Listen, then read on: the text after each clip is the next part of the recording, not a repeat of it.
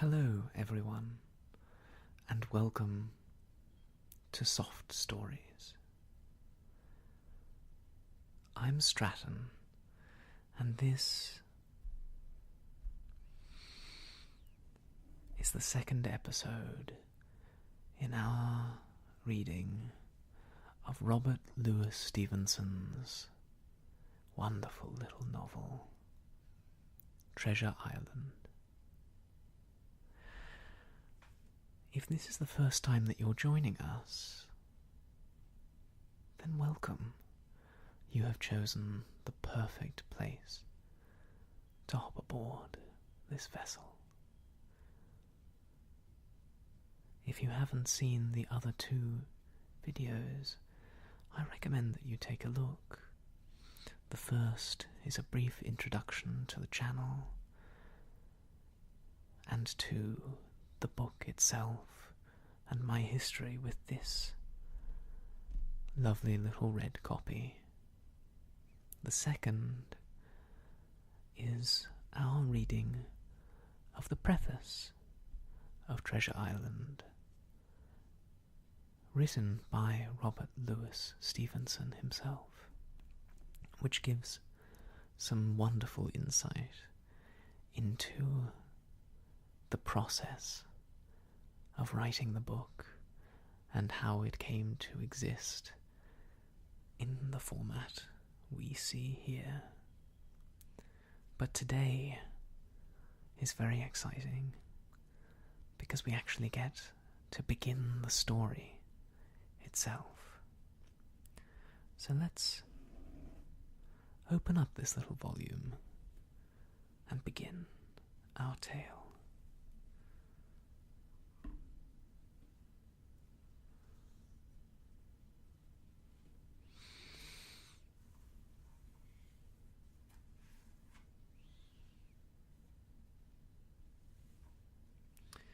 Here we are, Treasure Island, Part 1, The Old Buccaneer, Chapter 1, The Old Sea Dog at the Admiral Benbow.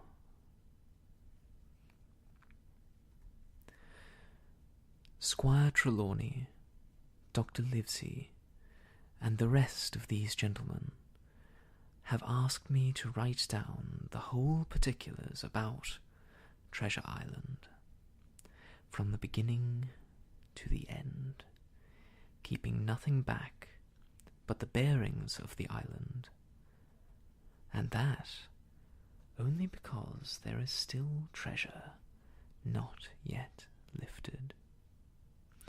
I take up my pen in the year of grace 17 blank. Stevenson, it seems, has left out the exact year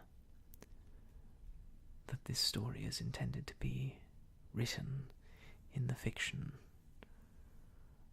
But later on we will see some more exact dates that help us to place the lives of the characters more fully. I wonder sometimes why authors refuse to give exact dates to the settings of their works.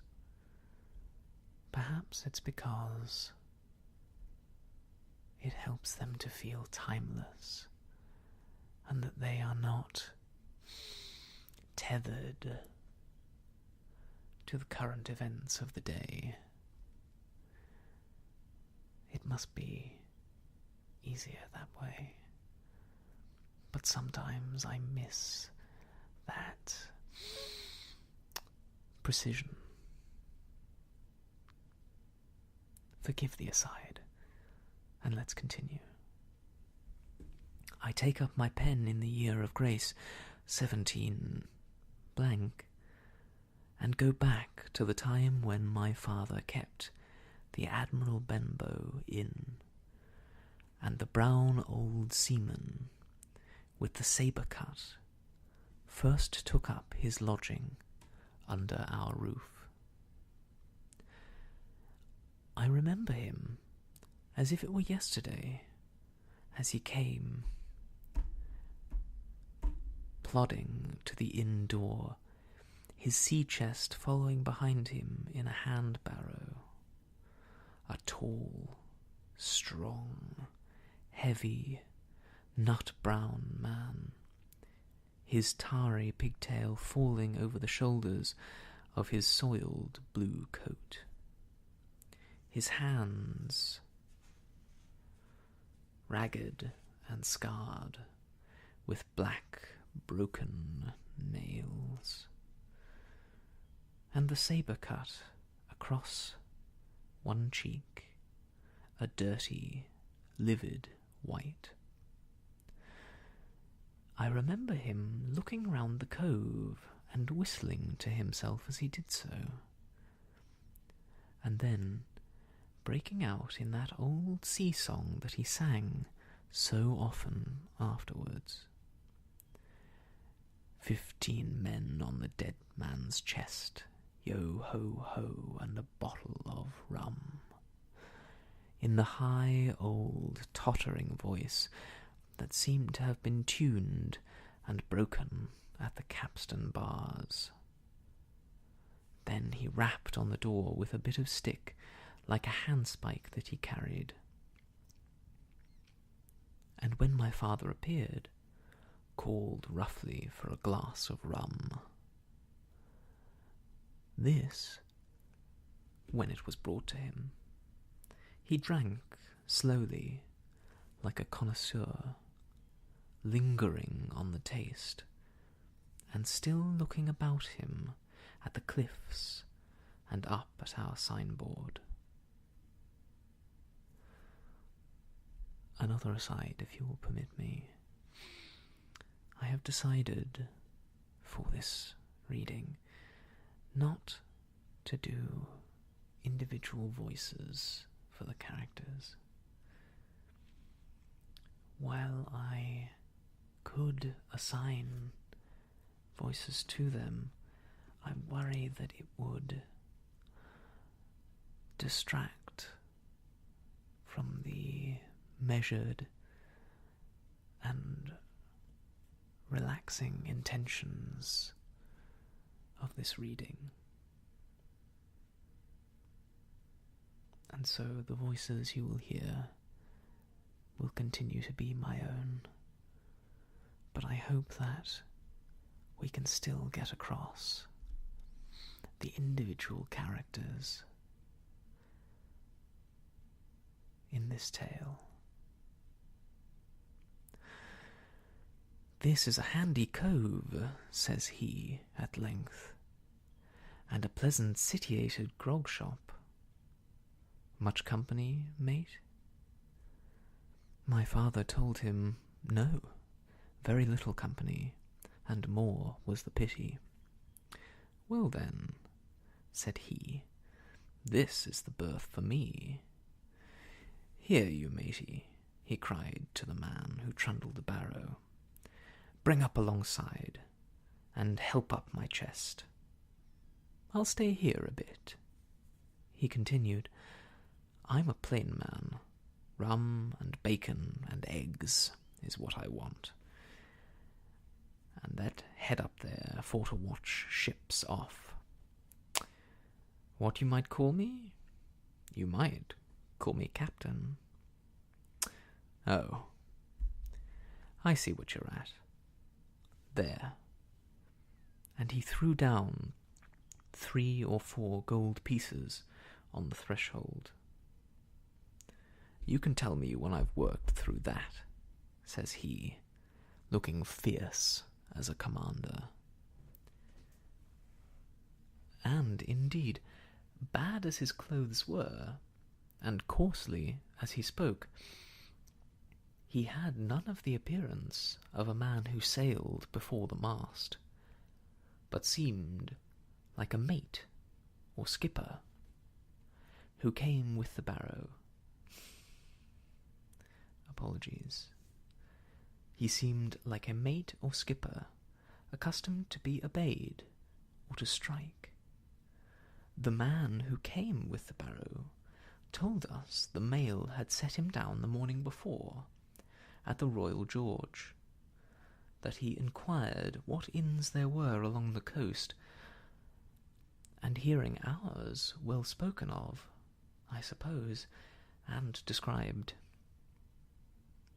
as lonely, had chosen it from the others for his place of residence. And that was all we could learn of our guest. He was a very silent man by custom. All day he hung round the cove, or upon the cliffs with a brass telescope. All evening he sat in a corner of the parlour next the fire, and drunk rum and water very strong. Mostly he would not speak when spoken to, only look up, sudden and fierce, and blow through his nose like a foghorn. And we and the people who came about our house soon learned to let him be. Every day, when he came back from his stroll, he would ask if any seafaring men had gone by along the road. At first, we thought it was the want of company of his own kind that made him ask this question, but at last we began to see he was desirous to avoid them. When a seaman put up at the Admiral Benbow, as now and then some did, making by the coast road for Bristol, he would look in at them through the curtained door before he entered the parlour, and he was always sure to be as silent as a mouse when any such was present. For me, at least, there was no secret about the matter, for I was, in a way, a sharer in his alarms. He had taken me aside one day and promised me a silver fourpenny on the 1st of every month if I would only keep my weather eye open for a seafaring man with one leg, and let him know the moment he appeared. Often enough, when the 1st of the month came round and I applied to him for my wage, he would only blow through his nose at me and stare me down. But before the week was out, he was sure to think better of it, bring me my fourpenny piece, and repeat his orders to look out for the seafaring man with one leg. How that personage haunted my dreams I need scarcely tell you. On stormy nights, when the wind shook the four corners of the house and the surf roared along the cove and up the cliffs, I would see him in 1,000 forms and with 1,000 diabolical expressions. Now the leg would be cut off at the knee, now at the hip. Now he was a monstrous kind of creature who had never had but the one leg, and that in the middle of his body. To see him leap and run and pursue me over the hedge and ditch was the worst of nightmares. And altogether I paid pretty dear for my monthly fourpenny piece in the shape of these abominable fancies. But though I was so terrified by the idea of the seafaring man with one leg, I was far less afraid of the captain himself than anybody else who knew him. There were nights when he took a deal more rum and water than his head would carry, and then he would sometimes sit and sing his wicked, old, wild sea songs, minding nobody. But sometimes he would call for glasses round and force all the trembling company to listen to his stories or bear a chorus to his singing. Often I have heard the house shaking with "Yo-ho-ho" and a bottle of rum, all the neighbours joining in for dear life, with the fear of death upon them, and each singing louder than the other to avoid remark. For in these fits he was the most overriding companion ever known. He would slap his hand on the table for silence all round. He would fly up in a passion of anger at a question, or sometimes because none was put, and so he judged the company was not following his story. Nor would he allow anyone to leave the inn till he had drunk himself sleepy and reeled off to bed. His stories were what frightened people worst of all. Dreadful stories they were, about hanging and walking the plank, and storms at sea, and the dry Tortugas, and wild deeds and places on the Spanish Main. By his own account, he must have lived his life among some of the wickedest men that God ever allowed upon the sea, and the language in which he told these stories shocked our plain country people almost as much as the crimes that he described. My father was always saying the inn would be ruined, for people would soon cease coming there to be tyrannized over and put down and sent shivering to their beds. But I really believe his presence did us good. People were frightened at the time, but on looking back, they rather liked it. It was a fine excitement in a quiet country life, and there was even a party of the younger men who pretended to admire him, calling him a true sea-dog and a real old salt, and such like names, and saying there was the sort of man that made England terrible at sea. In one way, indeed, he bade fair to ruin us, for he kept on staying week after week, and at last month after month, so that all the money had been long exhausted. And still my father never plucked up the courage in his heart to insist on having more. If he ever mentioned it, the captain blew through his nose so loudly that you might say he roared, and stared my poor father out of the room. I have seen him wringing his hands after such a rebuff, and I am sure the annoyance and the terror he lived in must have greatly hastened his early and unhappy death. All the time he lived with us, the captain made no change whatever in his dress, but to buy some stockings from a hawker. One of the cocks of his hat having fallen down, he let it hang from that day forth, though it was a great annoyance when it blew. I remember the appearance of his coat, which he patched himself upstairs in his room, and which, before the end, was nothing but patches.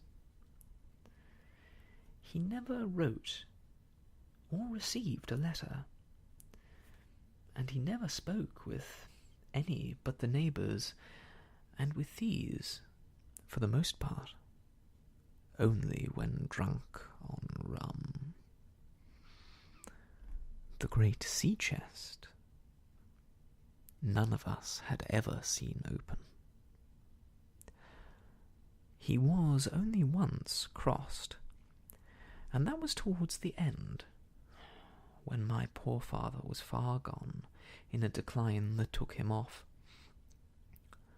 Dr. Livesey came late one afternoon to see the patient, took a bit of dinner from my mother, and went into the parlour to smoke a pipe until his horse should come down from the hamlet, for we had no stabling in the old Benbow. I followed him in, and I remember observing the contrast, the neat, bright doctor, with his powder as white as snow, and his bright black eyes and pleasant manners made with the coltish country folk, and above all with that filthy, heavy, bleared scarecrow of a pirate of ours, sitting far gone in rum, with his arms on the table. Suddenly he, the captain, that is, began to pipe up his eternal song. 15 men on the dead man's chest, yo ho ho, and a bottle of rum. Drink and the devil had done for the rest, yo ho ho, and a bottle of rum. At first, I had supposed the dead man's chest to be that identical big box of his upstairs in the front room, and the thought had been mingled in my nightmares with that of the one-legged seafaring man. But by this time we had all long ceased to pay any particular notice to the song.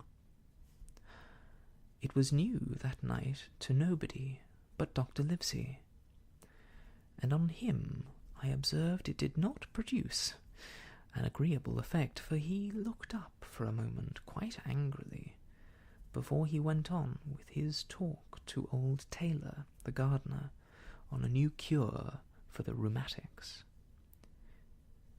In the meantime, the captain gradually brightened up at his own music, and at last flapped his hand upon the table before him in a way that we all knew to mean silence. The voices stopped at once, all but Dr. Livesey's. He went on as before, speaking clear and kind, and drawing briskly at his pipe between every word or two.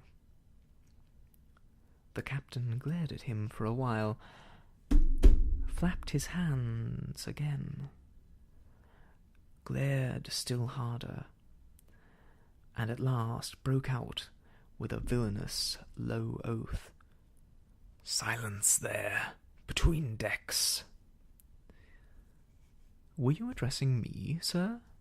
says the doctor. And when the ruffian had told him, with another oath, that this was so,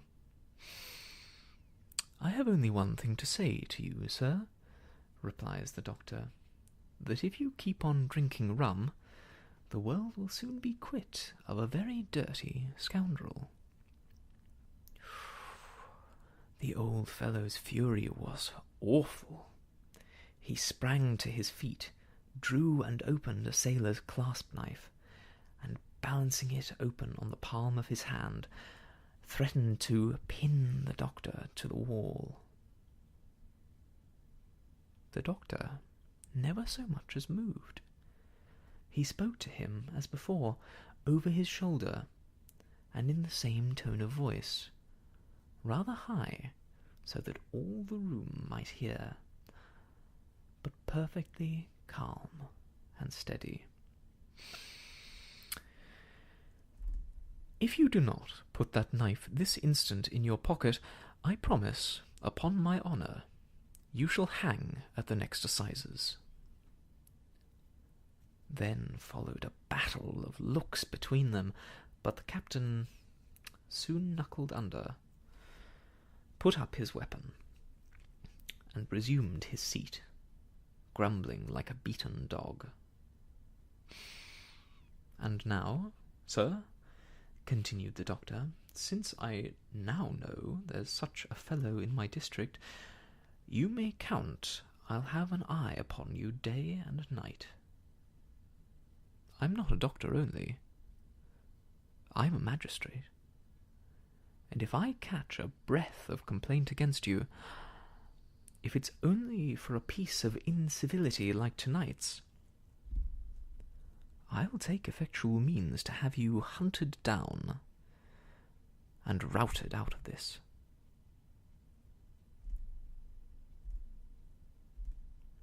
Let that suffice. Soon after, Dr. Livesey's horse came to the door, and he rode away. But the captain held his peace that evening, and for many evenings to come.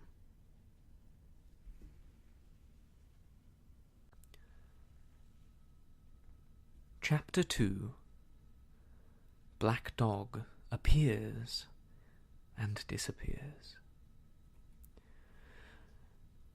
It was not very long after this that there occurred the first of the mysterious events that rid us, at last, of the captain, though not, as you will see, of his affairs. It was a bitter cold winter with long, hard frosts and heavy gales, and it was plain from the first that my poor father was little likely to see the spring. He sank daily, and my mother and I had all the inn upon our hands, and were kept busy enough, without paying much regard to our unpleasant guest. It was one January morning, very early, a pinching, frosty morning, the cove all grey with hoarfrost, the ripple lapping softly on the stones, the sun still low, and only touching the hilltops and shining far to seaward. The captain had risen earlier than usual and set out down the beach, his cutlass swinging under the broad skirts of the old blue coat, his brass telescope under his arm, his hat tilted back upon his head. I remember his breath hanging like smoke in his wake as he strode off, and the last sound I heard of him as he turned the big rock was a loud snort of indignation, as though his mind was still running upon Dr. Livesey. Well, Mother was upstairs with Father, and I was laying the breakfast table against the captain's return, when the parlour door opened, and a man stepped in, on whom I had never set my eyes before. He was a pale, tallowy creature, wanting 2 fingers of the left hand, and, though he wore a cutlass, he did not look much like a fighter. I had always my eye open for seafaring men with 1 leg or 2, and I remember this one puzzled me. He was not sailorly, and yet he had a smack of the sea about him too. I asked him what was for his service, and he said he would take rum. But as I was going out of the room to fetch it, he sat down upon a table and motioned me to draw near. I paused where I was with my napkin in my hand. "Come here, sonny," says he. "Come nearer here." I took a step nearer. "Is this here table for my mate, Bill?" he asked, with a kind of leer. I told him I did not know his mate Bill, and this was for a person who stayed in our house, whom we called the captain. "Well," he said, "my mate Bill would be called the captain, as like as not. He has a cut on one cheek, and a mighty pleasant way with him, particularly in drink, as my mate Bill. We'll put it, for argument like, that your captain has a cut on one cheek. And we'll put it, if you like, that cheek's the right one." "Ah, well, I told you. Now, is my mate Bill in this here house?" I told him he was out walking. "Which way, sonny? Which way's he gone?" And when I had pointed out the rock and told him how the captain was likely to return, and how soon, and answered a few other questions, "Ah," said he, "this'll be as good as drink to my mate Bill." The expression on his face as he said these words was not at all pleasant, and I had my own reasons for thinking that the stranger was mistaken, even supposing he meant what he said. But it was no affair of mine, I thought, and, besides, it was difficult to know what to do. The stranger kept hanging about just inside the inn door, peering round the corner like a cat waiting for a mouse. Once I stepped out myself into the road, but he immediately called me back, and as I did not obey quick enough for his fancy, a most horrible change came over his tallowy face, and he ordered me in with an oath that made me jump. As soon as I was back again, he returned to his former manner, half fawning, half sneering, patted me on the shoulder, told me I was a good boy, and he had taken quite a fancy to me. "I have a son of my own," said he, "as like you as 2 blocks, and he's all the pride of my heart. But the great thing for boys is discipline, sonny, discipline. Now, if you had sailed along of Bill, you wouldn't have stood there to be spoke to twice. Not you. That was never Bill's way, nor the way of such as sailed with him. And here, sure enough, is my mate Bill, with a spyglass under his arm. Bless his old heart, to be sure. You and me'll just go back into the parlour, sonny, and get behind the door, and we'll give Bill a little surprise. Bless his heart, I say again." So saying, the stranger backed along with me into the parlour, and put me behind him in the corner, so that we were both hidden by the open door. I was very uneasy and alarmed, as you may fancy, and it rather added to my fears to observe that the stranger was certainly frightened himself. He cleared the hilt of his cutlass and loosened the blade in the sheath, and all the time we were waiting there he kept swallowing, as if he felt what we used to call a lump in the throat. At last, in strode the captain, slammed the door behind him without looking to the right or left, and marched straight across the room to where his breakfast awaited him. "Bill," said the stranger, in a voice I thought he had tried to make bold and big. The captain spun round on his heel and fronted us. All the brown had gone out of his face, and even his nose was blue.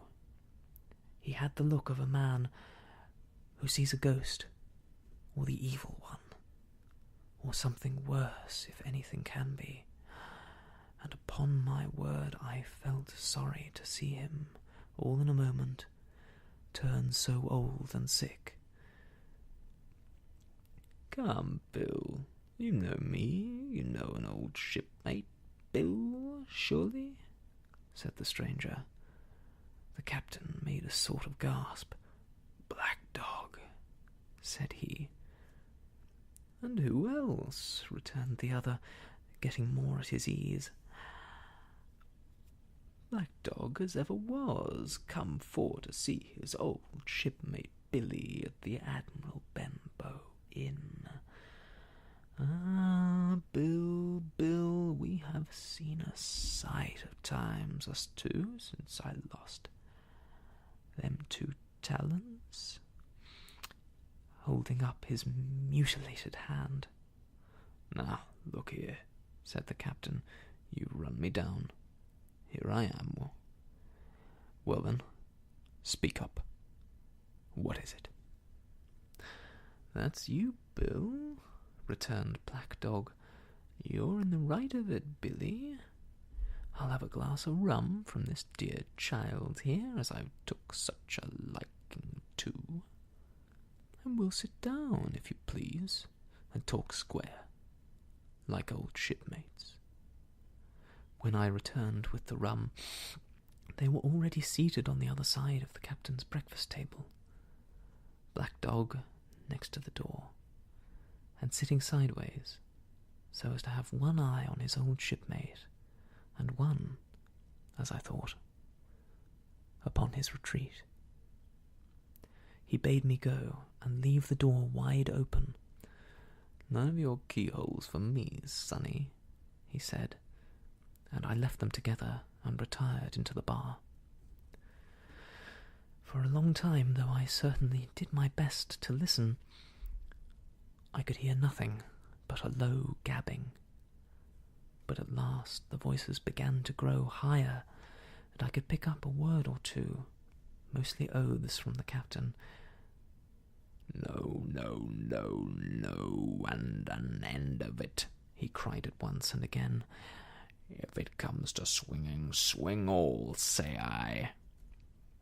Then, all of a sudden, there was a tremendous explosion of oaths and other noises. The chair and table went over in a lump. A clash of steel followed, and then a cry of pain.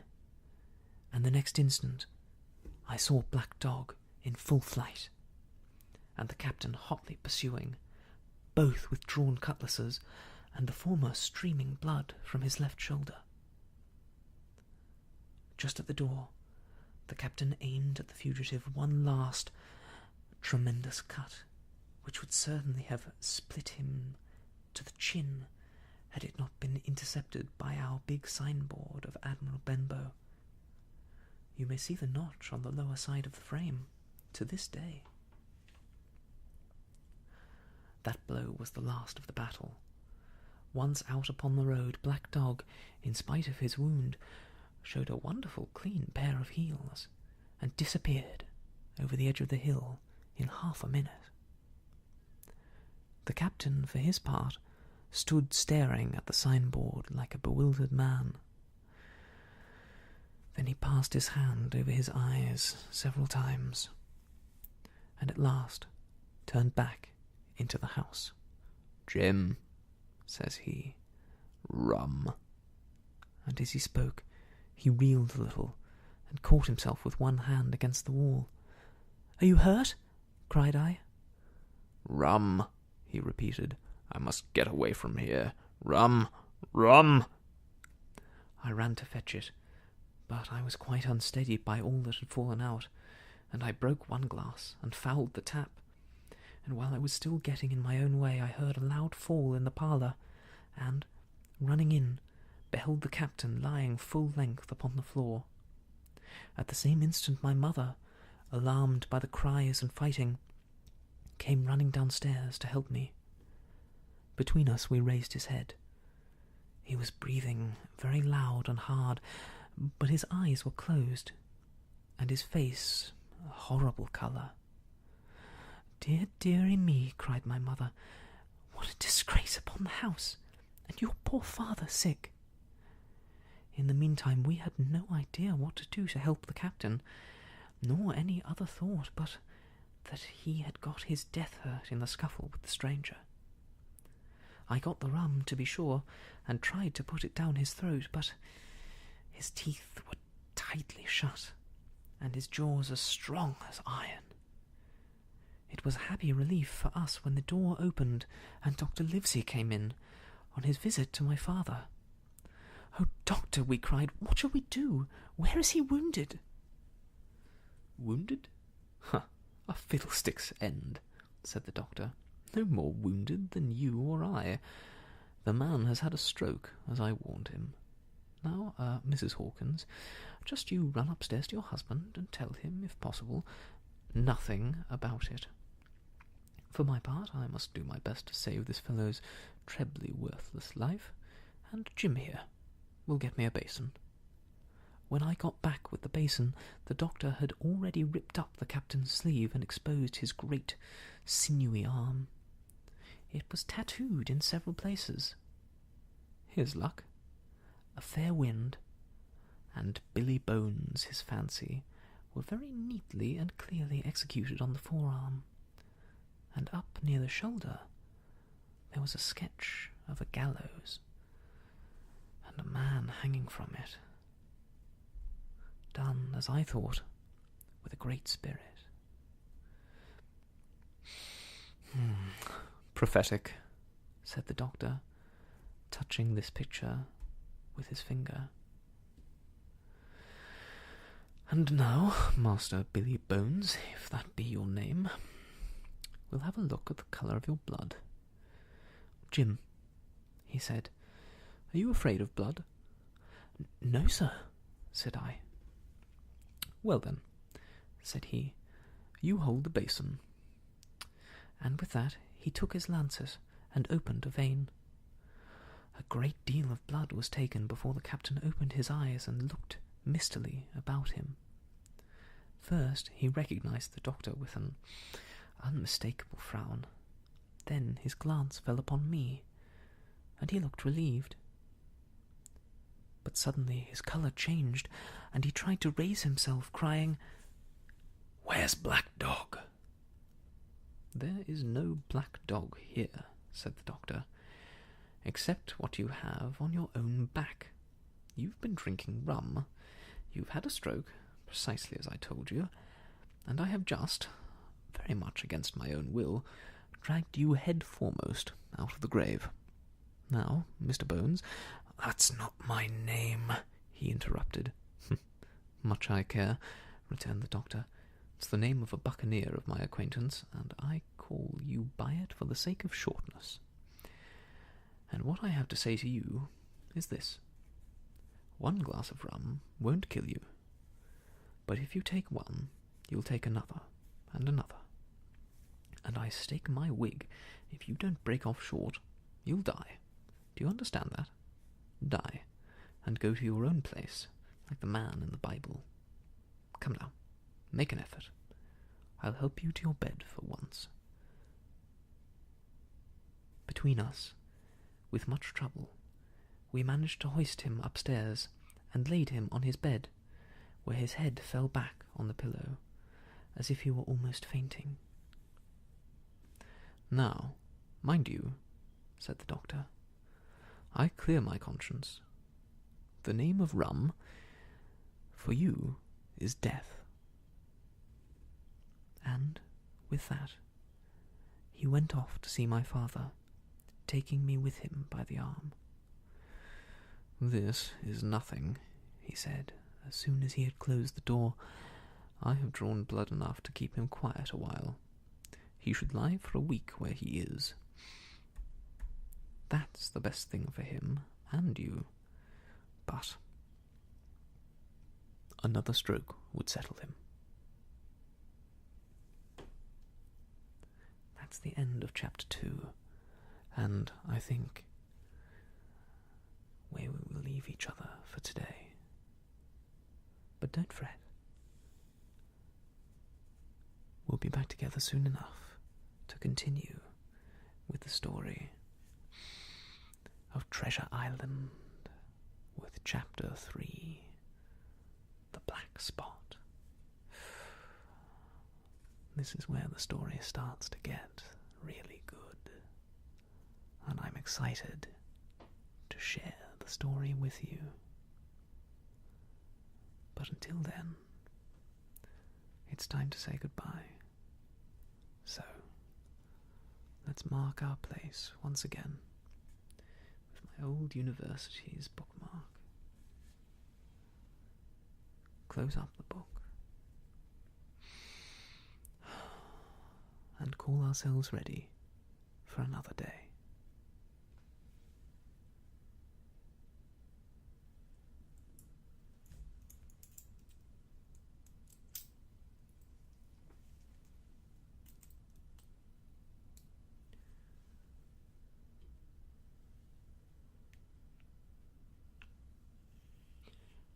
I wish you all the best, and I'll see you soon.